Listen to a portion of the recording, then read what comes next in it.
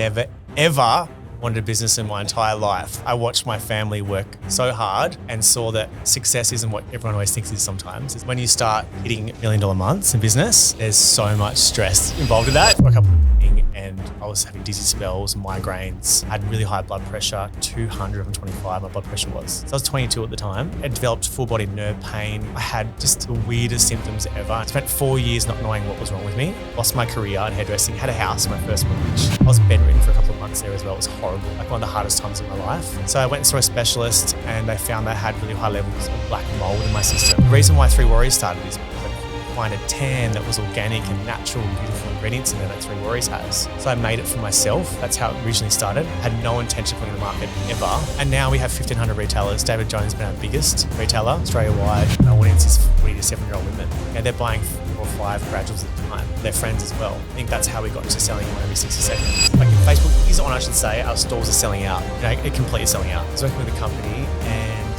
there was a Japanese keyword hack. The virus was going through Shopify. I didn't notice. I watched our sales. Everything could just drop. Downhill. I discovered like 2 months later, it's like going from like, you know, doing our $1 million over $1 million months to like nothing. What's happening? Serving ads out, clicking on those ads, it's all in Japanese. So people were thinking it was a company. All right, guys, welcome back to another episode. We know that we have another awesome Ecom episode for you at Corbin Halliday, the founder of Three Warriors, an awesome Ecom brand. A lot of you would have heard of them. Some of you wouldn't, but they're already doing $1 million months. They're selling a product every 60 seconds. And Corbin breaks down their whole journey for how they started a business sort of by accident, creating a product for himself and how it was so popular and grew and grew and grew from there. Not only is the business story really, really valuable, I think his personal story and what he's gone through personally with his family and chronic illness, I think is super inspirational for anyone looking to start regardless of the position you're in. So we'll get into the podcast in a second. I think you guys are going to love this one. Before we get into it, can I ask you a few favors? If you're watching on YouTube, please do me a massive favor, like the video. It takes you 2 seconds and it really, really helps me out. And if you're listening on Apple Podcasts or Spotify, if you could leave me a 5-star review, I'd really, really appreciate it. It goes a long way to us getting bigger and better guests every week. So thanks, guys. Let's get into the pod. All right, we're back. First podcast recording of 2025. This has been something I've been looking forward to for a month or so since we teed this up. You've done something really cool. For everyone who doesn't know, for those watching online that can't see this man's beautiful face, we have Corbin Halliday in the pod, in the studio, on the pod today. He's the founder of multi-million-dollar brand Three Warriors. And there's so much I want to talk to you about. Obviously, we have a big like Ecom brand building crew. So sometimes I like to focus on just like certain elements, but for you, your entire story is super inspirational, like your life journey then with the business. I think there's so much I want to talk to you about. So thank you for coming in, coming up from Tassie as well. Really, really appreciate it, Corbin. Welcome and welcome to 2025. Thanks for having me. I'm super excited about this podcast. No actually, worries. I'm also loving your hat. Just want to say that. Yeah, I mean, I'm really overdue a haircut. Yeah. What's the N stand for? I don't know. I'd love to tell you. You say Netflix or something? No. But we were talking about our breaks. I spent a lot of time on Netflix on my 1 week of proper break, and I can't get. Did you watch Squid Game? I have seen it. Yeah, is there a new one out? The new one's out. I haven't seen the new one. It came out No. Boxing Day. I can't get that song stuck like just out of my head, so it's driving me crazy. I saw something actually on social media the other day that was actually real. Squid Game. It was based on something real. I saw that too. Yeah. So it was called like Brothers and like they cleaned up the streets I know, for like the Olympics or something. I don't know. I've got to look into it. But we won't talk about Netflix the whole time. Don't worry, guys. Back to business. Corbin has a really, really cool story. Where I want to start though, we will kind of go through this one chronologically. I think it makes sense for you. You've done a couple like short podcasts talking about bits, but I really want to tell like your whole story. But just as like a bit of a framer for people that might not have seen Three Warriors or yourself before, give us a little bit of intro about what Three Warriors is, what you and the brand stands for, and then we'll start to go back into the story a little bit more. Awesome. So basically Three Warriors is skincare first self-tan. So we're certified organic, we're toxic free, we're vegan, we're cruelty free, we're Australian made. We actually source a lot of ingredients locally from Tassie, which is just amazing. Probably know Tassie's been like the greenest, clean air, water in the world. Yeah. We're very much about making people feel confident and radiant in their own skin. That's Three Warriors in a nutshell. And all of the Tassie goodness, I've done quite a bit of research. Your olive oils sounds very special, like liquid green goo that you talk about. So we'll get through all of that. But where I want to start as well, you mentioned I was doing a little bit of research, reading some articles, listening to some pods, doing a little bit of a scroll through your socials. November 2024, so a couple months ago, was the biggest month in the history of Three Warriors. You launched in, I believe, 2017. What did that look like for you in terms of like, what did that Q4 madness look like? Take people there, put them as a fly on the wall. What was that like for you in November, December at Three Warriors? I reckon I've got so many grays from it. I know, saying far out. It was amazing. Like it's amazing. I think when you start hitting $1 million months in business, there's so much stress involved in that. That looks good, but the stress comes, it's a lot. It's logistics, there's like inventory, there's like so many things like marketing. You basically pull all levers. That's what you do to hit those kind of numbers. And then you've got everything to have to be able to deal with, fulfillment, orders, customer service, everything. So it's a very stressful thing, I think, when you're scaling. It's like a growing pains you get, but also a phenomenal thing to be able to say and to be able to achieve with such a small, lean team. And we're still very much founder funded as well, the business. Yeah, completely self-funded, small team. How big is the team to be doing $1 million months? Pretty impressive. There's like 7 of us. That's really good. Yeah. People, I've had this conversation on the podcast. People think more staff equals better. No, it doesn't. If you can build the bigger business you can build with the smallest team possible, I think that's something you should be proud of. Yeah. Not to mention the margins and all the extra stress and all the extra like micromanagement and things that go with that. But if you can build a big business with a small team, I think like all power to you. That's the best case scenario. What do you spend most of your time on? Are you like, I'm a marketing and brand guy? Are you literally wearing all hats and trying to be across all elements of the business? Where's your zone of genius? I like to say one thing, but it's never one thing. It's like, it's all hats. Yeah. I think as a CEO and a business owner, I founded a business. You want to be involved in every single thing. Yeah. I think that's the thing about, being in my position. So it's like you want to know what's happening, or if you can put input on something. It's not that you want to do other people's job for them, but you just want to help and see there's something you can like to help out. It's like being a team, right? Yeah. I think that's why we're such a lean. It's also hard to find staff. Like good staff as well. Good staff. Mm-hmm. Yeah, it is, because finding people that actually want to grow in the business as well. And obviously that want to help you scale those things as well. You need good staff. So yeah, I forgot the question. What was it? I don't even know as well. I've got brain fog. Yeah. I'm going to say that I got baby brain. You got baby in the brain. business. I like everything, like emails, performance marketing, social media, still scrolling, creative, like everything. I had speaking of recently finance. I'm recently doing accounting as well. Oh, okay, yeah. Which is great to know your numbers. Yeah. That's really important. But also sometimes it's like, wow, we spend some cash. It comes a lot later in the journey. Like this conversation's come up a few times on the pod. Like again, ecom people, we're usually like marketing first, like find a really good product or create a really good product, then sell it. And then a few years in, you start to realize, holy shit, we actually need to understand the numbers. And that can be, for some people a challenging experience. For some, it works really well. But I think it is really important to go through. You did mention baby brain, and I had a question I was going to ask later in the pod, but I'll bring it up now that you mentioned it. You've got you're a father to 2 twin girls. Isn't that wild? Crazy. Like, how do I have time to do that? How long ago was that? Like, so they're 7 months on 7 months. This Sunday. So yeah. you had twins in the lead up to Q4 of the biggest year of the business. How did you manage and navigate all that? I don't know. I don't think I've just gone crazy, to be honest. Yeah. No, it's amazing. Most amazing thing I've ever done in my life. I've always wanted to be a dad. I'm 38, 37, 38 soon. And let's not age you up. Let's not age you up. But like, I feel like it's like, always wanted to be a father. However it was going to happen, I was very lucky to be in the position to be able to do it. Yeah. And didn't think I was going to have twins, but that just throws a bit of span in the works. But it's amazing. It's been a one hell of a ride, Dylan. Yeah. Like it's just, I was working when the girls were born. Crazy, from right? day one. I still am. Obviously, I'd never had any time off with them. Obviously, I get up and still do the feeds in the middle of the night every 2 hours and still go to work, show up in the morning, work. Yeah. So it's been one hell of a ride, but I wouldn't change it for the world. The main question I had around that is becoming a dad, right? I'm sure your worldview changes, priorities start to shift as well.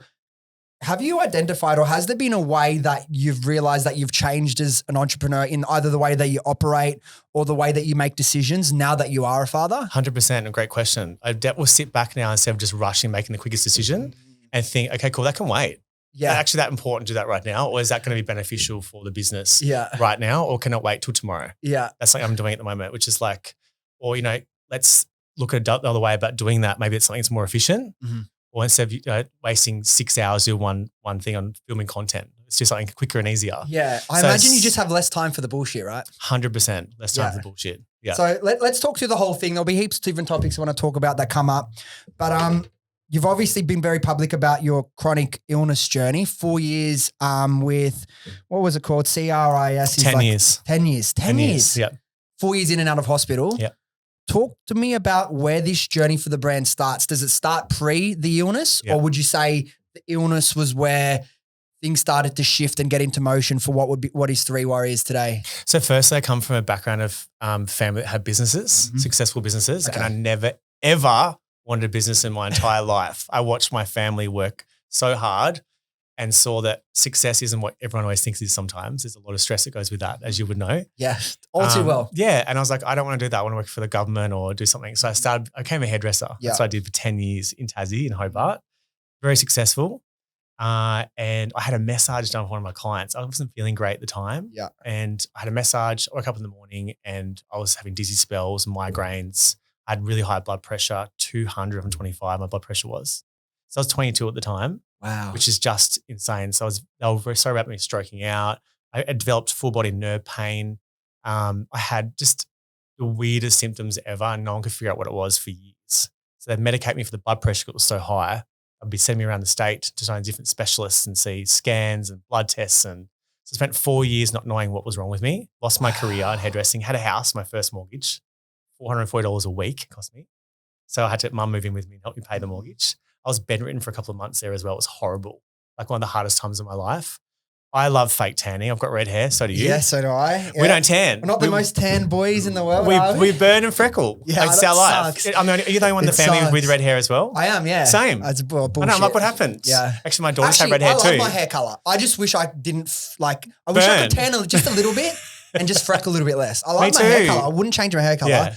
But just give me a break, man. Give me just a little bit of a Three Warriors would be perfect for you. Well, there we go. Done. I'll be an next brand ambassador. There we go. So I think for me, it was like because there's no answer to my health issues. Like I was chronically unwell. I was in my 20s. What's that do to your head? Because there's no answers. Mentally, I was like, what is this a mental thing? Because I couldn't get an answer. I couldn't get a diagnosis. Like when you're sick, everything comes in perspective. Like you think about everything. You're like, what am I doing wrong? Like, so hairdressing obviously is super toxic chemicals. It's like, get out. No, I can.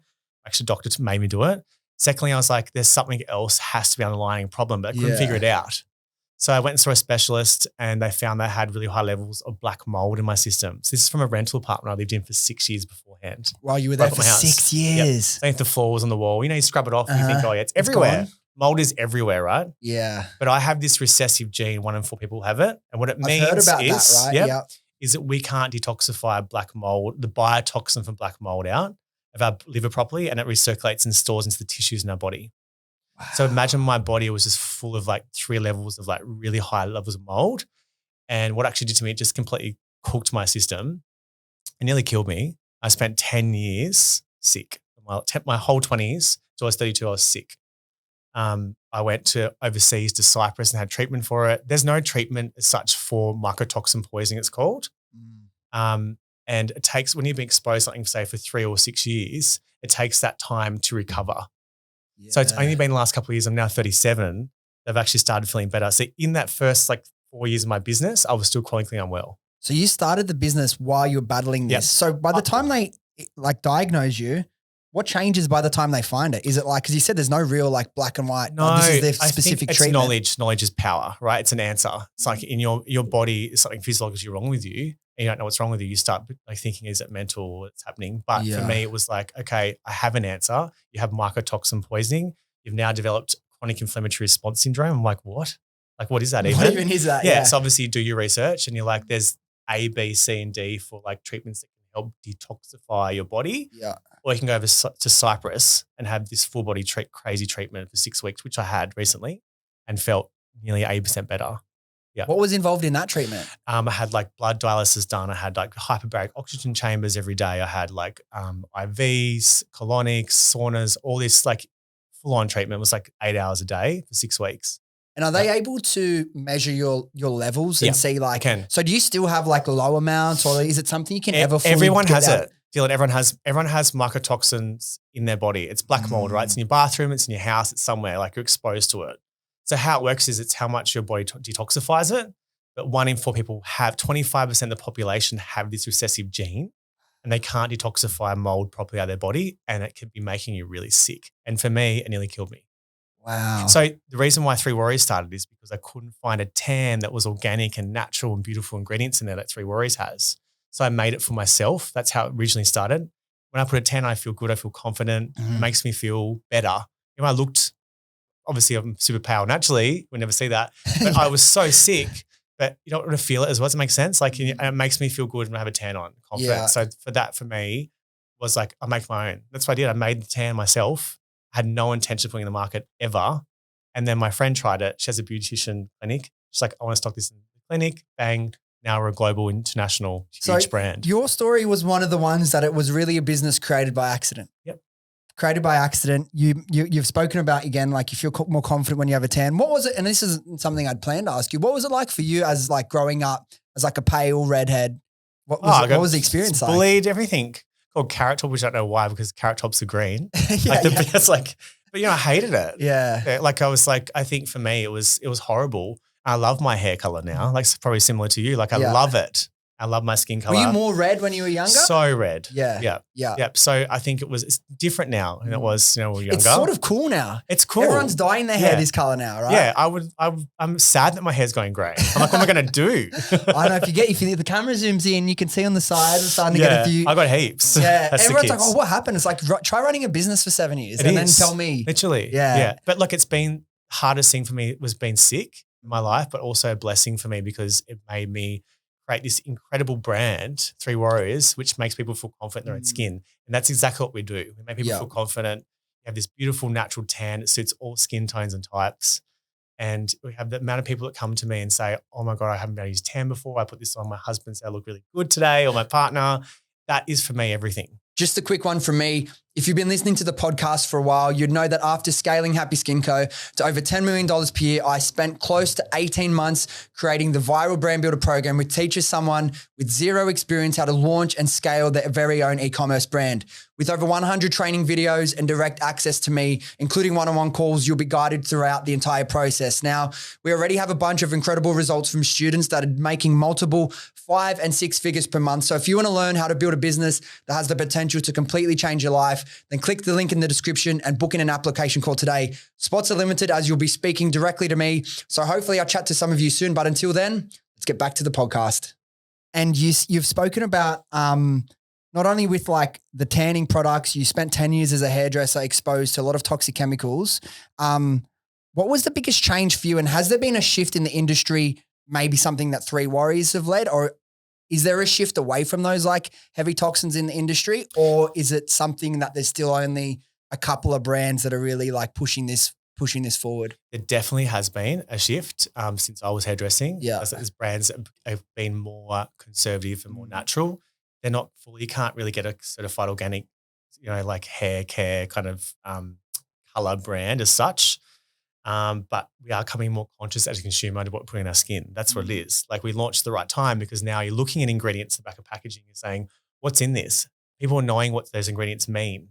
So they're reading the ingredients, they're reading labels, they're reading those certifications that we have on there that pay a lot of money to get them every year. And a lot of headaches and hassles to have everything fully organic certified, I imagine. The audits every year to ensure the formulations are all approved. That's so important because what you see is what you get. You put it on the label, incredible formulation. It's natural, it's safe for you, safe for the planet. Those things are really important. And just to frame it as well so people understand the process, when you're becoming a certified organic product like this, it's every element of your supply chain is audited, right? Every element. So what does that involve? Because like your suppliers, do they go and like suss out your suppliers as well? 100%. Yeah. Wow. So the certification bodies, they will audit every year and they'll go to each supplier with ingredients, everywhere they're sourced and make sure. So each ingredient supplier has to be certified organic, for example. So we are. So you source everything from Tassie as well? Not everything. We've sourced a lot of ingredients from Tassie, but you can't source everything, unfortunately. But we're Australian made, Australian sourced. But we're certified toxic free, we're vegan, we're cruelty free. Those certifications are so hard to obtain and keep. There's quite a lot of brands that can actually put those certifications on themselves and you can design your own, as you can do, right? But to have what we have with the numbers underneath it with the actual certification, it's expensive, but also it's basically legit. Yeah. Are there penalties for the brands that? I've got no idea. I'm not sure, but all I know is it's like that was really important to me. It was really hard for me to get those certifications, but I was like, I need people to realize how clean this tan is, like how safe it is for you, but also how safe it is to know you're putting your skin. Like it's your biggest organ. Does it bother you, all the other brands that are, saying organic or completely natural when you know for a fact that they're not properly cleaned? Because it was something we went through as well. Like we're all registered with the TGA and the ARTG and the FDA. And I know a lot of our competitors are not. Like they go cheap supply chain, probably buying a product for like half of what we do or even less. And we speak to our manufacturers, how are they able to sell for this? And they say, oh, look, we can give you a cheaper price, but this is going to be worse. This is going to be poorer quality. This won't last long. And it's like, how do you sleep at night? But for me, the journey of dealing with competitors at the start, it really bothers you. But then after a while, did you get a little bit of perspective just to put them out of your mind and just focus on you? That's exactly what I did. I used to look at competitors and look at brands and go, what's going on? But now it's like, you've got your own lane, right? That's what it is. Yeah. Like, and you're doing the right thing. And as long as you're doing the right thing is where you'll be successful. Yeah. All right. So let's start off the journey. You've kind of went through this big health journey. You knew what was going to make you feel better. So you start to create the product for you. It's cool to have the idea, but then where did you go? I know you had a friend that was like a biochemist and then you went, what was the actual steps from idea to making it a reality? And why I want to ask, it's the start of 2025. I'm sure you have so many people now that your profile's grown even more and more that come to you and either for like the toxic illness that you went through that can relate or starting the business. So many people have ideas and they have dreams and they think about it for months and months and months, often years and years and years, but they never go and actually take the idea and action it. So I'm really curious for you. You get the idea, you kind of started the business by accident, but what was the actual steps to turn this into the product to then build the business off the back of it? So I was very lucky enough to meet a lady that had her own skincare brand in Tassie. She's a good friend of mine and she just wanted a little boutique skin brand. She still makes it, hand makes everything. And that's how I was like, I want to make a tan. Like I can't find a tan. I researched all the tanning products on the market and was like, right, I can't find that it's natural, it's organic, toxic free. I said, I want to make a tan. This one I want in there. And we started playing around like cooking, right? It's like cooking, as you know, like skincare. Like it's like cooking in the kitchen, making up. That's how we made Three Warriors. I was every color under the sun. Like I was green, purple, yellow. You've got to put a reel up with all these photos in it as well, please. Seriously. And to find this, and it's funny, the Three Warriors serve the formulation. The last formulation we made, I went violet. So I washed off, my skin went violet. I was like, that's it. Like, it's not going to work. But I woke up in the morning, Dylan, it was the best tan I've ever had. And I was like, this is it. This when I gave up is when it worked. Friend tried, as I mentioned before, beautician, she tried it, loved it. She's like, I wanted the salon. I then spent the next 2 years knocking on salon doors, health food stores, pharmacy, like independent pharmacies and saying, hey, do you want to try my product? Giving away, I started manufacturing obviously with the manufacturer. Yep. Sorry, I missed that part. Because you can't scale. Yeah. You can't produce something that could be certified without a manufacturing body to partner with, the certifications. And just did a small run, I think 2,000 units, borrowed the money off mum time and gave probably all of it away to every single store I went to. I was like, hey, take the full range, try it. Anyway, all those accounts now, all big accounts for me. Well, that's what Priscilla at Bang & Body said as well. She's like, I just wanted to, if I could give it away, I just wanted to get in people's hands. And if you have a product that good, they're just like, people will come back. Yeah. And now we have 1,500 retailers. David Jones has been our biggest retailer, Australia-wide. We're launching into some epic retailers internationally, which I can't talk about today, but watch this space. And yeah, it's just been an incredible journey. Like I never thought I'd be doing it. What's it like for you to look back at the journey you've been on and then realize, hey, we're stocked in 1,500 retailers, including David Jones, international expansion coming up. It's wild. Do you stop and think, like, does it hit you what you've been able to build? No, like it does. Yes, I definitely think, this is crazy. But I'm also like, I'm so determined for the next thing. I want to be the leader in organic space. I want to be that leading, like radiant tan that you want to go to. That's what I want to be. You seem very community-led, the brand. From all my research, like your community is a big part of what you guys do. Was there an element that you took from like the 10 years, like face-to-face hairdressing around like making people feel good, talking to them, understanding them, that you think gave you a bit of a competitive advantage moving into this space afterwards? Networking is huge, as you would know, definitely. E-commerce used to be the mothership, as you know, in all brands. Like used to be the driver. It's not anymore. It's about community building, making sure you're nurturing your community. Yeah. The brand started from word of mouth. Yeah. That's how we grew. And now obviously where we are sitting at the market. So we're still very much heavily focused on our community because that's the guys that are going to purchase again, the lifelong customer. So definitely. Yeah. I think. Go on. Go. No, you go. I was just going to say, because again, I'm just like, I got to say something. Brain. I'm like, I keep losing it. I got to say something. I got so much No, shit in my head. it's I good, got so much it's shit going good. to my head at the same time. I'm also, this is what happens when you have kids. I do this sometimes. I got to say something and I realize You need Ritalin or someone's something. going to say something Need some. and they stop. I'm like, no, keep going. I remember. And I forgot about it. What it I was. was just going to say, because is this correct from my research? When you started, well, obviously when you first started, it was just for you and then your friends were like, this is the best. Like you got to make this properly. Was it like a salon product at the start and then it got so popular that you're like, hey, people want this for at home? What was that decision-making process like? I didn't actually know what I was doing, Dylan, Okay. at all. Like I didn't know what I was doing. I was just like, okay, cool. This salon that my friend owns loves it. Yeah. And all their customers loving it. So I'm like, let's go to another salon. Let's go to another salon. In my head, I was like, oh, we'll have spray tan booths. Yeah. You know, and salons are own spray tans. But then it was because it's certified Pretty organic. good decision to go at home product, huh? Yeah, right. It's like, it's a lifestyle product. It's like, Yeah. so it's like, we thought we'd go to health food stores. And I did this all myself and my mum started being dispatched. She was at home packing orders for me to we obviously build our beautiful warehouse now. I've lost it again. It's all good. I've got Lost plenty it again. Retail. I just walked into the stores. I didn't know. There was no strategy around it originally. And I started again. There was no distribution strategy at all when I started the brand. It wasn't until I started to grow and the demand was getting more and more is when I actually sat down and was like, where do I want to be seeing in the market? Yeah. Who are our top tier clients? At the customers? start, you just want to be anywhere and everywhere. Whoever will take you and sell you, right? And now we want to be that boutique range. Like Three Warriors is so like, it's 5 SKUs. Yeah. So like the self-tan mousse, normally you get a mousse and you buy 3 or 4 different mousses for different tones or colors. It's all in one with Three Warriors. So you can have like 1 hour wash off for a light tan, 5 hours for a darker tan. That's 5 different tones you can get in one product. So you wash them off. Yep. Is that all like that's just for mousse, self-tan mousse. Okay. Our gradual tan being our biggest seller. We sell one every 60 seconds. Wow. It's insane. So cool, We say it's like crack. That's what it is, right? And it's you say you never, even though you came from a family in business, you say you never wanted to start a business? Never wanted. I couldn't think anything what worse. was it about seeing your parents' experience that made you think? I just grew up with it around it and was like, it was just so stressful, I think. Like we were very spoiled, looked after, but we were taught the value of money as kids. Yeah. So I was like, I don't want to do this. Like, I just want to do something that's easy and chilled out. I was doing a bit of modeling and acting when I first started. I actually wanted to be in Home and Away. That's all I wanted to do when I was younger. That's all I wanted to do. And now I work with the guys. They're lovely.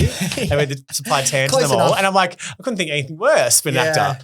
Well, that was another thing we had in common. I did acting for like 5 years. I can imagine that actually. I can see that. Never planned it to be an actor though. But did you move up to Sydney and get an agent? I did, yeah. I was with Rossi Casting. So I moved to Sydney when I was 19. Yeah. So young. So young. What year was 18. I must have been 18 actually. Because you would have been acting before me. I think I was acting in like 2012, 13. Yeah, like I did a couple of cool things. I was in the Veronica's film clip, cool. Untouched. So funny. I had this long fringe. It's so funny. I did some, I did stuff for Subaru, cool ad stuff, like just lots of commercial work. What was it about that industry that was like, nah. I think it was like seeing it's not what you think it is. It's like a bit like when people Nothing is what you think it is until and that's you start. the thing that people see on the outside of everything and they go, okay, cool. Wow, you're so successful. You know, you've got this incredible business, but it's hard work. It is it's 24/7 as you know, Dylan. It's a lifestyle. It's not a job. Yeah. And you have to love what you do. If you don't love your job, get out. Like I'm obsessed with my business. I'm obsessed with my product. I wear it every day. Yeah. I'm always playing around different stuff to try and make innovative new products. I love marketing.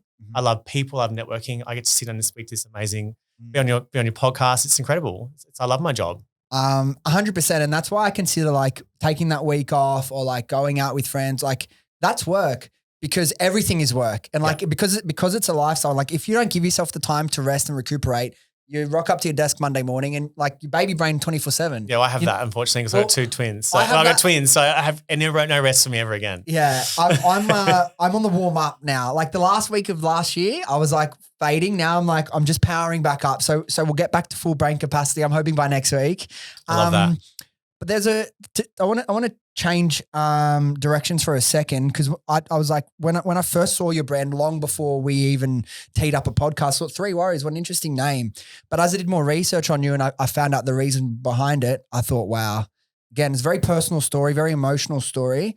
But for those listening, I think it's like it'll create another layer of connection to the brand. If you feel comfortable, do you mind like explaining the story behind the name? Because it's extremely powerful. Yeah. So my father was a cray fisherman in Tassie, the East Coast in St. Helens. And he went fishing, obviously for 6 weeks at a time, come home for 3 weeks. And he went out with his 2 best mates as a skipper on their boat, which is something he never would normally do. It was really weird, actually, the whole situation. I was 10 at the time, my brother and sister as well. And I said to Mum, "Where's Dad?" Because normally he'd be home. I go home from school, and she's like, "Oh, he's gone out to see." I saw his jewelry sitting on the up in his room, which is something he never do. As well, it's like he knew, right? This is really creepy. This story. And he went to sea with his friends, hit by a freak wave. Their boat got taken under. All three went missing. It's wild how it happened. And we had bits of his boat. We saw all washed up on the shore. Some stuff of Dad's we found, like never found it. So my mum called us, my brother, sister, and I, the Three Warriors. That's where the name comes from, a tribute to that, which is super important to me, definitely to keep, I think, it going. I got you in tears, Dylan. Almost, yeah. Yeah, Joe's in shock as well. Listening. Yeah, You didn't know where that was going, eh? Yeah. No, it's definitely just crazy to think about that happened to me at such a young age to go through the trauma of losing a parent. But it's definitely made me the person I am today. And if you had met my dad, a lot of people obviously see me now, I haven't seen for years, friends of my father, they're like, "You are literally your father." My mum calls me his name sometimes accidentally. His name was Greg. Because I'm so much like him. So that for me is really special as well to know that his spirit is always around me. So like the brand in so many different ways is really, really like special to you. Yeah. That experience that you and your sisters and your mum went through, I imagine that brings you closer together than even a normal family would. We're such a close family. I'm very lucky to have that relationship with my family. Like my mum obviously has been there since day one of my success, the business. So she's literally said she's packing orders for me. Yeah. She's to this day, she still works in the business. Like it's incredible. I do a lot of mentoring with people wanting to start ecom brands, or people like, I have a dream. I don't have the product yet, but I want to do it. And a lot of the questions when I'm taking application calls that I ask them is like, apart from yourself, who's one person you'd love to be able to support with the success of your business? Now, I know your mother has been in business herself and your family comes from that, but what has it been like for you to see your mother watch her baby grow into this like successful person, create a business of his own? What has that been like for you? It makes me super proud. I think my dad would be super proud over it as well. But and be able to, fund something for my mum I needed to, or help out with something financially, because she always did that for me. And I guess that's what our parents do. Looking after you. Now I'm a parent. I think about my kids. I think the same thing. It's like this is what you do for your children, but to be able to be on the other side of it as well it's fantastic. So cool. Real like full circle moment. Moving back to a little bit more, because I know like we got a like real big like ecom crew here, like to the growth of the business. You mentioned at the start, you got a good product. Everyone seems to love it when they try it. No real retail strategy at the beginning, which is fine. I think the strategy is if you can pitch to someone and get them to stock it and they say yes, that's give away that's thousands of dollars of products. Yeah. What was year one like? Let's take us through like just different stages of the business. Yeah. Was year one when you launched just straight away knocking on doors, trying to get in, or what was that journey like? How'd you make the first 100K? Year one was knocking on doors, going around. I launched 4 products straight up. Straight away, I was all 4 of them. So you had your range from the start. Yeah, well, that's what I wanted. It was for me. So I want everything. I want the whole thing from start to finish. When it comes to tan, you need to prep the skin. So it's exfoliator. You need an applicator to apply it on. You need a mousse, you need a cream to extend your tan. Like if you're in tanning, you need the whole range. That's why it was small. I needed that. So I was giving away thousands of dollars of product. I lost money, so much money, because I couldn't afford to buy the next order when we sold out, or maybe we gave away all that product. I don't remember really. I had to borrow money to be able to do that. Yeah. But to make the first 100,000, I was within the 12 months, definitely. Wow, it's pretty good. It was. I didn't realize how much tanning, like there was a gap in the market. One being that wellness and organic. It was 2017. You would have been early compared to a lot of the competitors now. Yep. Like Bondi Sands and a couple others at that point, right? It's a completely different market, because these guys like fantastic business strategy around what they've done, but their demographic is like, say, younger people, whereas mine is like, my audience is 40 to 7-year-old women. Wow. And they're buying 4 or 5 graduates at a time. Yeah. For their friends as well. I think that's how we got to selling one every 60 seconds. That's something I had on my list, your demographics, that I wanted to chat to you about. Again, I had a podcast with Rachel Wild, TBH Skincare. Oh yeah, Rachel's great. Spoke about like when they did the joint venture with and created York Street Brands. The other brand, what are they called? Boost Lab. Boost Lab.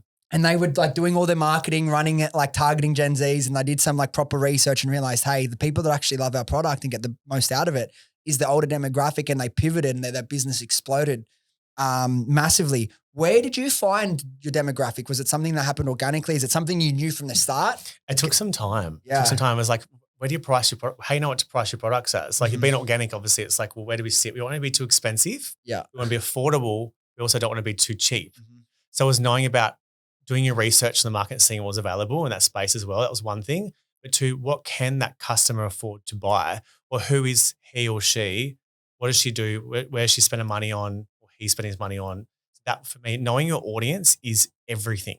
As soon as you know your audience, you can begin to scale your business. Yeah. So I didn't know. It took me a while to figure out that 50-year-old women, and my mum is who loves my product the most. And we also found there's another audience recently too in the last couple of years, which is the baby boomers. Like people that are trying to fall pregnant, that are feeling more conscious about putting their skin, might be breastfeeding, or they just want to go that more toxic-free, organic life. And that's our other audience. Those two audiences for us are massive.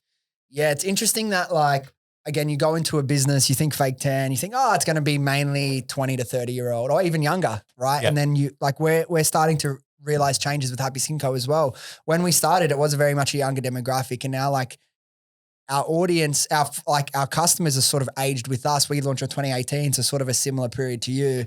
And there is a really interesting shift. And I think for everyone listening about their brand, thinking about where you sit in the market and what your point of difference can be, and who is and this is straight from Rachel's mouth as well, who is the underserviced market in your broader niche, and how do you go after them and really create a product and service them and build a community around them. I think it's if I think about one piece of information that I took from all the podcasts we did last year that I think a lot of people can implement into their business, it's that.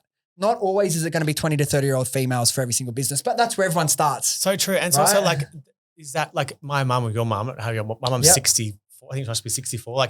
Is she being heard? No, she hasn't been heard until now. So that's what we're trying to create that. Yes. It's a mature audience that have the income to spend that little bit extra.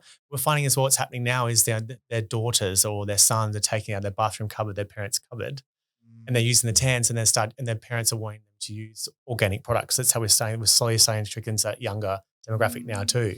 So what is the marketing strategy for the business? Now, when people say marketing strategy, we can really overcomplicate it. Essentially, what are the main channels that are important and have been important for Three Warriors and your growth? Where do you spend most of your time? Where do you spend most of your money? Facebook. Facebook, yeah. Shock. Facebook. Yeah. So Facebook definitely was number one always for us. Obviously our market is scrolling through Facebook, looking at TikTok, not TikTok yet. I think that's what it is. Maybe soon with TikTok. Yeah. We're going to start tackling TikTok slowly, but it's not really where it will become that definitely. Facebook's starting to obviously, it's more clickable now, but that's number one definitely for us. Facebook, if Facebook's not on, if Facebook is on, I should say, our stores are selling out. Yeah. It completely selling out. So with Facebook and the biggest changes, what allowed you to be to scale so much on Facebook? Was it the new content around the target? Yeah. Creative is so important. We can be punching out anything from 40 to 50 new creative a month. Creative, knowing your audience. We also obviously work with Sonia Kruger. You've probably seen that. She's an incredible, amazing human who actually emailed me one day and I didn't believe it was actually real. Surely this isn't. No, I ignored it. And then obviously her manager reached out to me on LinkedIn and said, Sonia wants to work with you guys. This is early stages of business. And I was thinking, I can't afford Sonia Kruger. I'm barely paying myself even a wage. Yeah. Struggling here. I was working another job actually at the same time in the end. But yeah, so we had a meeting with her and she just was I love the brand. My makeup artist introduced me to it, Simone. And she's I've been tanning for 30 years. She's just a dancer and been on all the beautiful television series. And now we've just created a product together, which you've obviously seen, the Radiance Complexion Serum, which sold out 3 times. Wow. Since launch last year. So yeah, I wanted to ask, how did you land that partnership? Obviously, you didn't have to do much. She came to you. But what did that look like when Sonia Kruger reaches out and then you figure out, okay, it is legit? Where do you go from there? Is she part of all the product creation with all the tan stuff, or did you create something specifically for her? So Sonia is very much about skincare and tan. She likes to be perfection. So when she tried Three Warriors makeup artists and they loved it, she was like, great, I want this tan to work with and what they're doing. Read my story and was like, wow. Yeah. Realized I was still quite unwell when she met me as well. So she wanted to come along for the journey. So Sonia and I have been working together now for 3 years, I want to say. I apologize, Sonia, listening to this, it might be longer. It's been an incredible partnership. We're actually really good friends now. Yeah. She's just such a legend. And she was like, you know what, I'm missing a product. So Three Warriors was obviously formulated originally for me, put in the market, but she's I'm missing a product from my own skincare routine on my cupboard at night. She's I've got all these skincare products, got Three Warriors as well. She's but I need this product. I can't find something that makes me wake up with all those beautiful actives in it, ingredients. And then I feel good in the morning. You wake up in the morning, I feel as not tanned, but like effortlessly radiant. Does that make sense? Yeah. So I don't wake up feeling tanned very often, but well, we're going to change that, Dylan, today. Getting changed. We'll tan me up. We'll do the whole tan thing. you up. Joe, you're laughing. You're not much more tan than me. You do tan a bit, but you're not right now. You're not. You look great with the tan on. I mean, look, I'm the same skin tone as you. Look how good I look. I know, no, I'm joking. No. So Sonia and I recently created, Three Warriors and Sonia recently created the Radiance Complexion Serum. It's like this incredible product with like niacinamide, hyaluronic acid, Tasmanian sea kelp, marine collagen, like these beautiful actives. You go to Sephora or Mecca and you buy all these different products just to get those different things on your skin. But you have it all in one product. The Radiance Complexion Serum also has the tiniest amount of tan in it. So if you're new to tanning, if you're a bit scared, maybe tanning would be too tan, you can put it on at night before you go to bed after you've cleansed, and then it dries in like 30 seconds in your skin. It feels incredible. Like it sucks it in. And then you wake up in the morning with this beautiful, effortless glow. But it's not enough to give you a tan line where you'd be like, you can build it up to get a tan. That's how it works. Well, one thing I've done probably, I reckon, in like maybe the last three months, maybe. Because Mel's like, she's like a content creator. Like she get 10 packages a week at least sent here. And then like I did the classic guy thing. I had like just a moisturizer that I use on my face in the morning and night. And I thought I was doing skincare. She got me onto some of the things she uses. Again, I haven't tried this one. It sounds amazing. But it's like for the guys listening, is like, particularly I just turned 31. It's like you start considering anti-aging and everything a little bit more. My skin, again, I'm not saying I've got like perfect, beautiful skin or anything like that, but my skin from on my face from before I did nothing to just a couple of months, guys, you got to do some fucking skincare on your face. Cause as you get older, you don't care when you're in your early 20s as a guy, but as you get older, who cares if you wrinkle? But if you can look better and younger and more youthful for longer, why wouldn't you want to do it? And your skin's glowing. I must admit, I didn't notice that when I first met you. It is. Thank you very much. So whatever you're doing, keep doing it. That's good. Yeah. Well, maybe add a couple products in, get even better from Three Warriors. Yeah. We skipped over content really, really quickly, and I don't want to do that because, again, like you said, I 100% agree. Creative is the most important thing, and Facebook is the most important channel for most businesses. I feel like it was. Like I'm saying, like don't always put your eggs all in one basket. Like Facebook, yes, it's an incredible platform. Make sure you're utilizing everything else as well. Like see outside the box. Recently we did a campaign and did some really cool stuff around the streets in Sydney and Melbourne. Oh, really? All this major cities, except from Hobart. And we put like the big posters up on the wall. Like we're doing different stuff outside as well, just to make sure we're always trying to utilize, not just relying on one channel. So what are the main channels you use? So obviously Facebook is one. Yeah. I mean, Facebook, Instagram, obviously the same thing. Meta, really. yeah. TVSN. You do a lot on TVSN. You slipped that one in there, didn't you? I've been on there recently. Yeah. So TVSN is very much our market, like one of our audiences. So seriously, do you recommend it? It's great. It's like it's a really good for exposure, for telling the brand story, and for volume. Yeah. That's how it works. Really good for us. So what's the process like? You email them and you say, hey, I want to do this thing. What does that process look like? Because that's a channel, I'd say at least 95, if not 99% of the people that have brands listening probably haven't experimented with themselves. So what does that process look like? And then what are some like reasonable expectations? Is it a brand awareness platform or do you get conversion off it as well? Explain that, because even for me, I've only met probably 3 or 4 people on the podcast that have done TVSN. Yeah. Most people have said really good things about it. Yeah. It's a great platform. Like I love TVSN. Also the presenters are so lovely. They love and breathe Three Warriors, which just makes it so much easier because you go on TV live for an hour. You're an hour live. I do 3 shows. You're on there for a whole hour. 3 shows in a day. So by the end of the day, I'm just like so tired and tongue twisted. Yeah. But you pitch to them and then if they like the product, they think it's going to be good for their audience. They'll say, try some products, some samples, go back negotiation with obviously margins. Yeah. It's not a huge margin. It's more a brand awareness. That's what it is. But obviously, you get substantial great orders if your brand is successful on the show, and then you also get that customer will come back to you. That's what happens afterwards.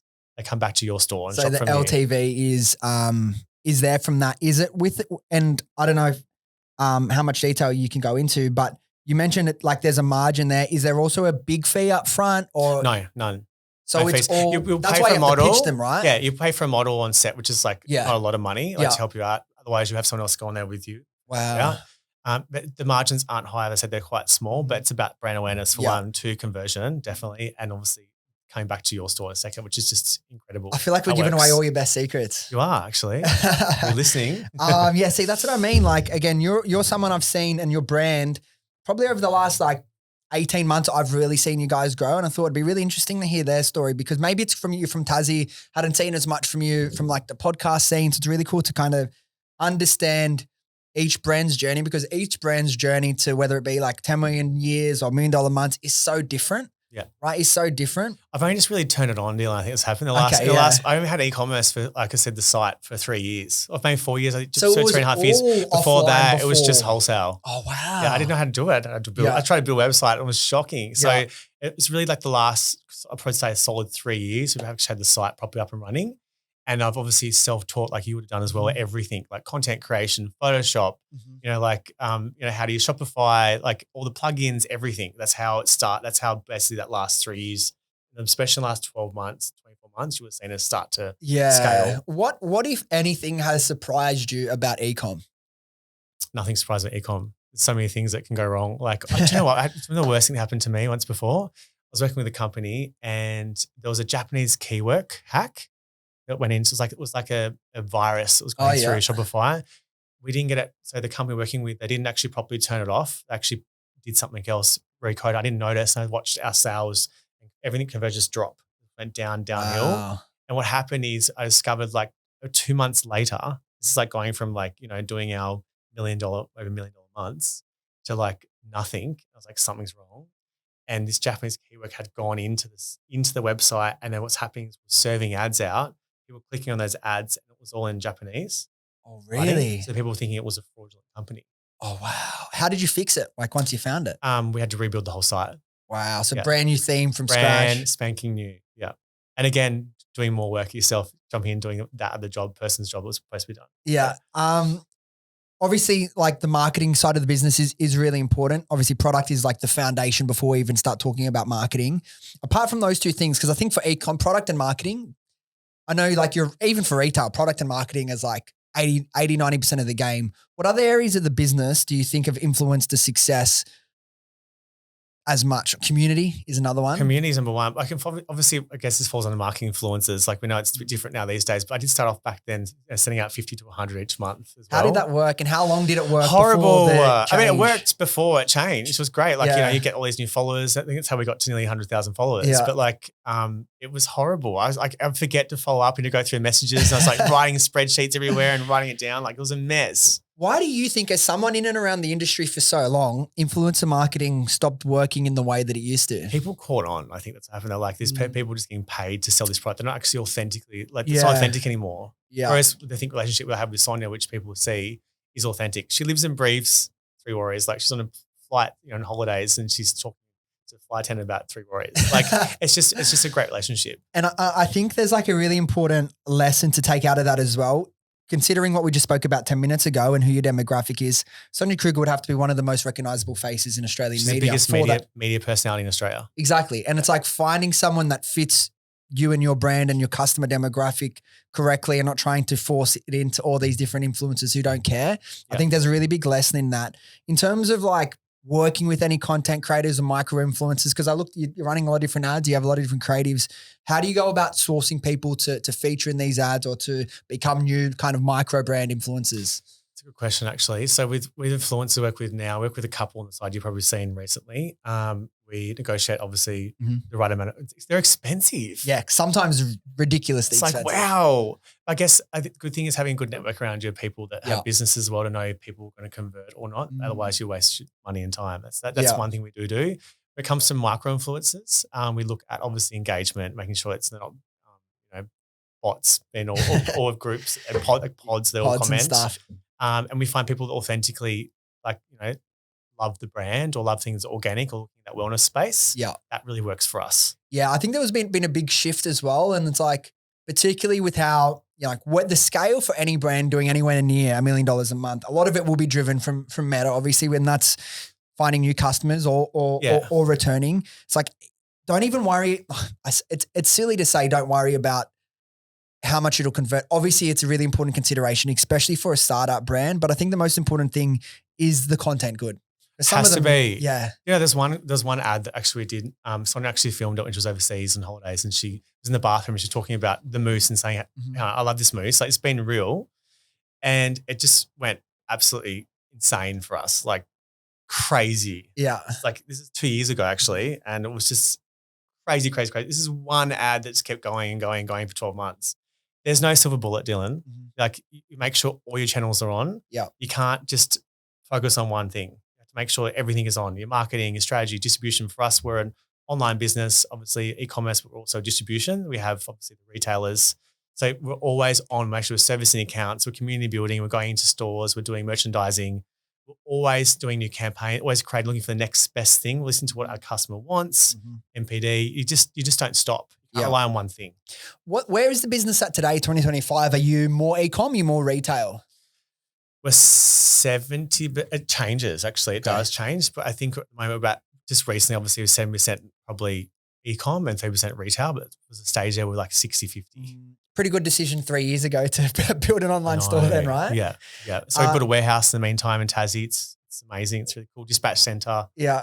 Yes. So are you dispatching from in-house or you got a 3PL that you work with in Tassie? All from Tasmania. All from Tassie? Yeah, all in-house. Yeah. In-house? Yeah. I like to see exactly what's happening. Like, keep the brand.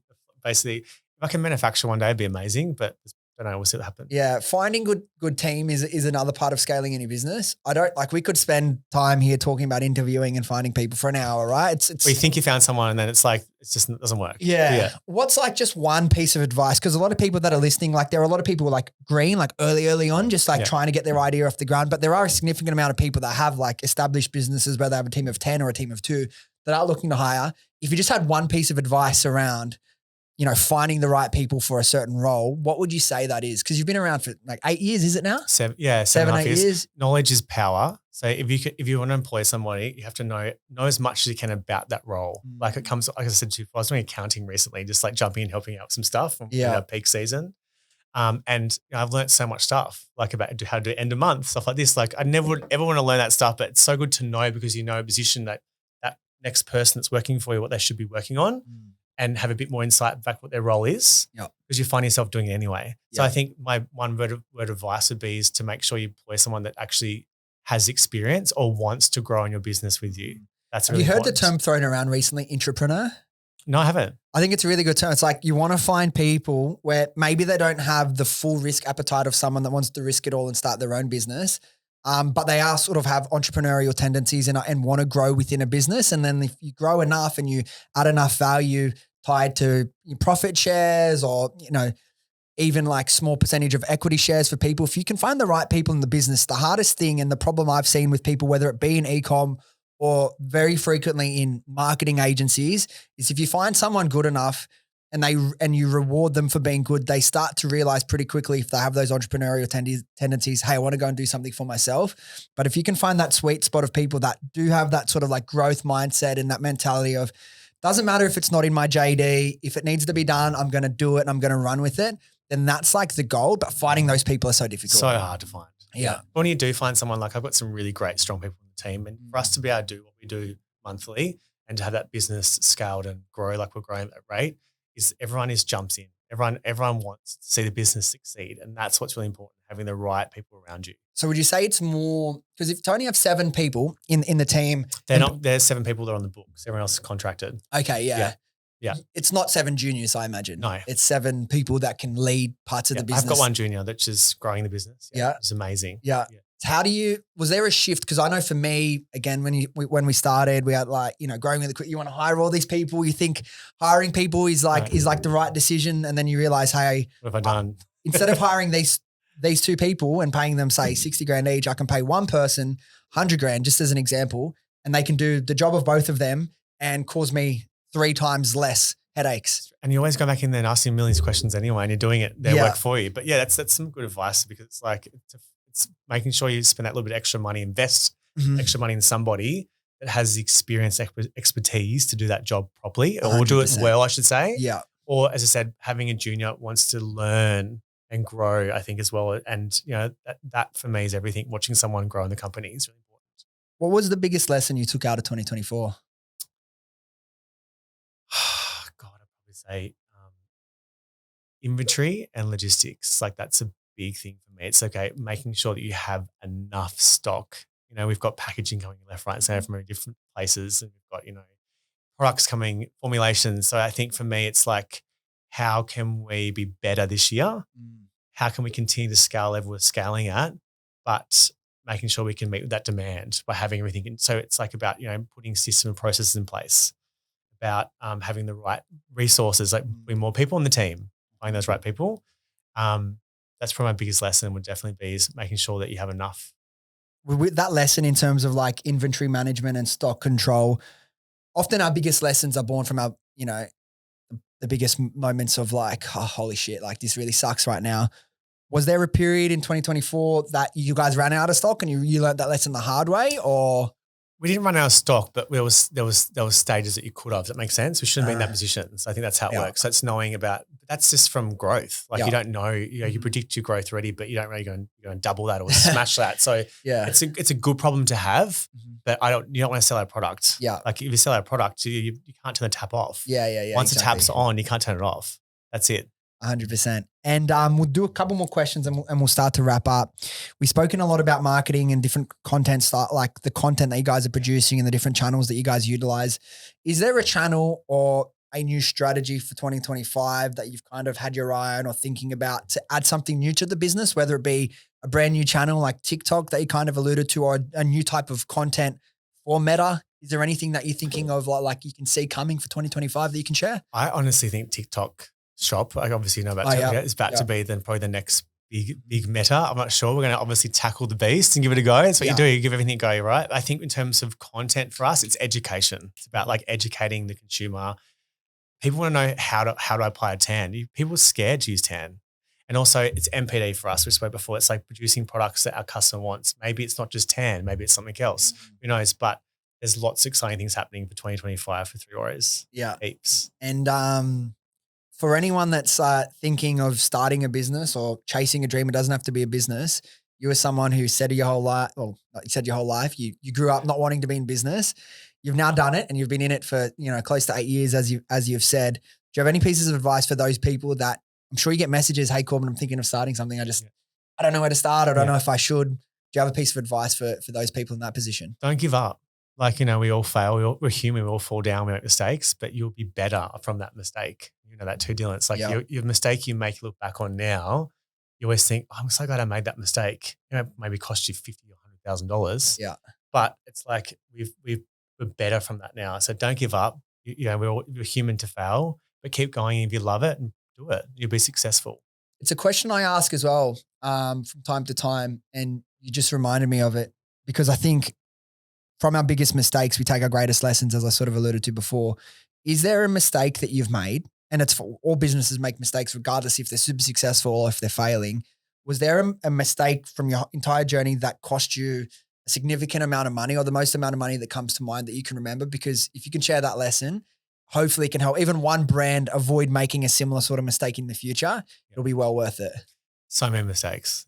There's actually a lot. I've made a lot of mistakes in business. That's why we all have. Yeah, so many. I think probably back to what we spoke about earlier on about the Japanese keyword hack in the business. I think if I was more knowledgeable about the website or back end, the coding part of it, I'm not going to be a coder. It's crazy smart to be a coder, but I had more insight about that channel, a bit more about what's happening, then I would have picked up earlier and we wouldn't have lost $1 million. Yeah. Well, you've already said, by the way, $1 million. Holy shit. Yeah.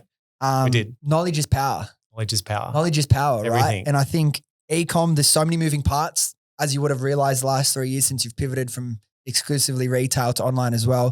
There's so many different parts and don't feel like you need to be an expert in all of them from day one, but you should start and attempt to learn as much of your business as you can for yourself, because if not, and you're relying on external partners or this new hire and they know they have all the IP and you don't know anything about it, the day they leave or they shut, they rip you off, whatever, you're going to be in a lot of trouble. So I think diving into that education is important. I think the lesson is like when you start something new, most people suck and most people don't like sucking. So you sort of, I'm done with this and turn the other way. But if you can just push through that for a couple of weeks, couple of months, you will get better. You will pick it up. And then the confidence you have from understanding makes you a 10 times better entrepreneur. Yeah, it's 100%. And it's like we're always learning. Every day I'm learning about it. You know, I'm running this incredible company, but it's like I'm still learning as much as I can do. Like you have to love it. Yeah. Like you should learn as much as you can about the business, and that's how you continue to grow. So for anyone that's really connected with your story or like loves the sound of the products, where's the best place people could find yourself